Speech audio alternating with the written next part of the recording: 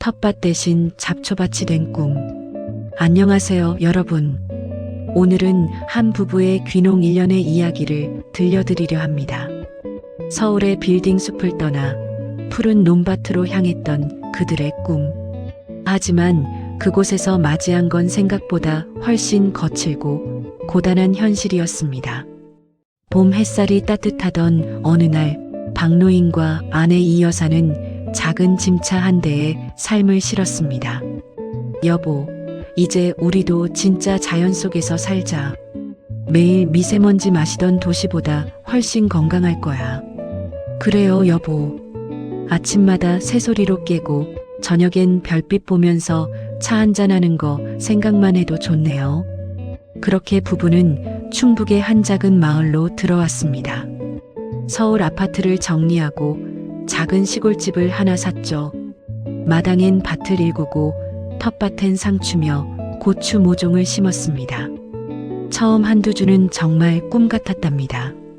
닭 울음소리에 아침을 맞고 손에 흙을 묻히며 고추 싹이 올라오는 걸 보며 웃던 두 사람. 하지만 그 행복은 오래가지 않았습니다. 6월 장마가 시작되자 텃밭엔 풀이 순식간에 자라났습니다. 며칠만 지나도 잡초가 무릎까지 차올랐죠. 여보, 어제 다 뽑았는데 또 이만큼 자랐어요. 이게 다 흙 냄새 맡고 자란다는 거지.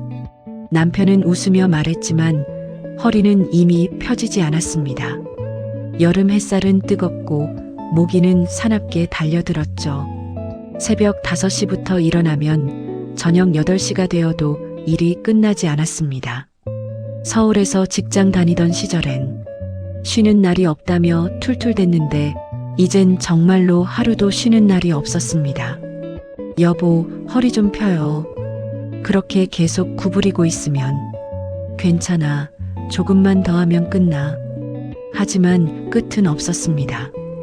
풀을 뽑으면 자라고 벌레를 잡으면 또 생기고 고추는 비에 썩어버렸습니다. 가을이 오자 이웃 박씨 아저씨가 웃으며 한마디 했습니다. 도시에서 온 사람들은 첫 해에 다 그래요. 이게 취미가 아니고 생업이거든요. 농사는 마음으로만 되는 게 아니에요. 그 말이 가슴에 박혔습니다. 부부는 그날 밤 불 꺼진 마당에 나란히 앉아 있었습니다.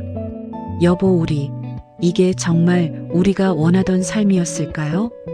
글쎄요, 나는 요즘 사람 목소리가 그리워요. 서울에선 하루에 10명은 마주쳤는데 여긴 하루 종일 새소리뿐이네요. 그날 이후 아내는 점점 말이 없어졌습니다. 마트 가려면 차로 40분, 병원은 더 멀고 친구도 이웃도 없는 시골에서 그녀는 웃음을 잃었습니다. 겨울이 오자 눈이 내렸습니다. 텃밭은 이미 잡초 대신 눈밭이 되었죠. 그 흰 들판을 보며 남편이 중얼거렸습니다. 내가 너무 쉽게 생각했나 봐. 농사는 힐링이 아니라 생존이었어. 아내는 조용히 커피를 내리며 말했습니다. 그래도 여보, 우리 잘했어요. 도전은 했잖아요. 해보지도 않고 후회하진 않을 수 있겠죠. 남편은 그 말에 웃었습니다. 하지만 마음 한구석이 시렸습니다. 그리고 이듬해 봄, 부부는 다시 짐을 쌌습니다. 이번엔 트럭 대신 작은 승용차였죠. 서울행 고속도로를 달리며 남편은 차창 밖으로 스치는 들판을 바라봤습니다. 저 밭도 언젠간 누가 다시 갈겠지. 그러게요. 하지만 전 이제 텃밭보다 사람 냄새가 더 좋아요. 서울에 돌아온 두 사람은 조그만 아파트 옥상 한켠에 화분을 두었습니다. 거기엔 상추 몇 포기와 작은 고추나무 한 그루가 자랐죠. 남편은 그걸 바라보며 말했습니다. 이제 여긴 내가 감당할 수 있는 크기의 농사야. 아내가 웃었습니다. 그래요, 여보. 우리한테 맞는 흙은 아마 이 정도였나 봐요. 그날 저녁 부부는 창밖으로 저물어가는 도시의 노을을 바라보며 따뜻한 차 한 잔을 나누었습니다. 흙냄새는 그리워졌지만 이젠 그것이 꿈이 아니라 경험으로 남았다는 걸 알았습니다. 누군가는 말하겠죠. 결국 실패했네. 하지만 두 사람은 알고 있었습니다. 그 실패 속에서 진짜 자신들의 삶의 속도를 배웠다는 거요.